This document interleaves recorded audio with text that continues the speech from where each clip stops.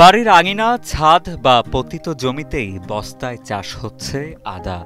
এ পদ্ধতিতে আদা চাষে বছরে কোটি কোটি টাকা আয়ের সম্ভাবনা দেখছেন সংশ্লিষ্টরা। বস্তায় আদা চাষ করে লাভবান হয়েছেন নওগাঁর অনেক আদা চাষি। কেউ ঘরে বসে ইন্টারনেটে চাষ পদ্ধতি শিখে, আবার কেউ বা প্রশিক্ষণ শিখে নেমে পড়েছেন বস্তায় আদা চাষে।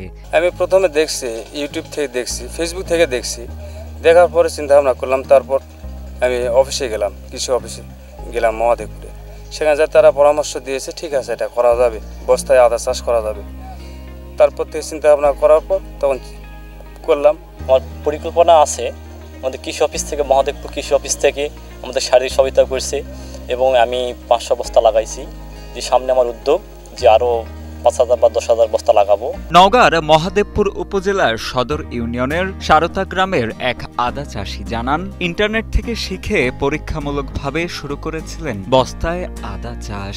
পরের বছর প্রশিক্ষণ নিয়ে কৃষি বিভাগের সহযোগিতায় আম গাছের নিচে পতিত 33% জমিতে 5,000 বস্তায় আদা চাষ করে এখন সফল তিনি।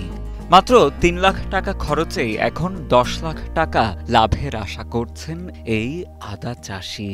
1 কেজিতে হয়, তারপর 5,000 কেজি, 5,000 কেজি 200 টাকার দাম থাকলে হয়তো বা আপনার 10 লাখ টাকার মতন আসবে। আর খরচ এমন বেশি না, তারপরেও হয়তো 2.5 থেকে 3 লাখের মতন বীজ দিয়ে সব দিয়ে খরচ আসবে। এটা চাষিদের ভাষ্য, দোআঁশ মাটি, গোবর সার ও সাইয়ের সঙ্গে পরিমাণ মতো রাসায়নিক সার মিশিয়ে বস্তার মধ্যে সংরক্ষণ করা হয় যেখানে চাষ হয় আদা।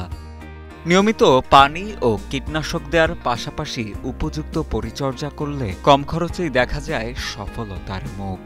বস্তায় আদা চাষে কম খরচে অধিক লাভ হওয়ায় দিন দিন বৃদ্ধি পাচ্ছে বস্তায় আদা চাষে আগ্রহী চাষিদের সংখ্যা। ভবিষ্যৎ পরিকল্পনা আজকে হয়তো যতটুকু করছি তার 3 গুণ বা 4 গুণ বাড়ানোর চিন্তা ভাবনা আছে। আরও অনেক জমি আমাদের পুরা আছে, সেগুলাতে আমরা ভবিষ্যতে আরও অনেক ধরনের অফিসের সহযোগিতা নিয়েই আমরা অনেক ধরনের চাষাবাদের ব্যবস্থা করব। আসলে সত্যিকারের এটা কাজ হয়েছে। এতে কৃষি কর্মকর্তাদের অনেক সহায়তা এবং অনেক প্রশিক্ষণের মাধ্যমে এবং নিজের অভিজ্ঞতা দুটা মিলেই এটা কাজে লাগেছে ইনশাল্লাহ। না কোনোদিনই না, কৃষি কর্মকর্তার সহায়তা তাকে বেশ কয়েকদিন আগে ট্রেনিং করেছে।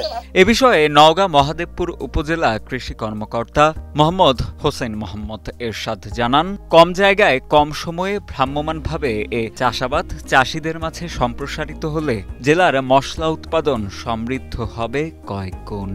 তাই বস্তায় আদা চাষে চাষিদের উদ্বুদ্ধ করার পাশাপাশি সার্বিক সহযোগিতারও আশ্বাস দেন এই কৃষি কর্মকর্তা।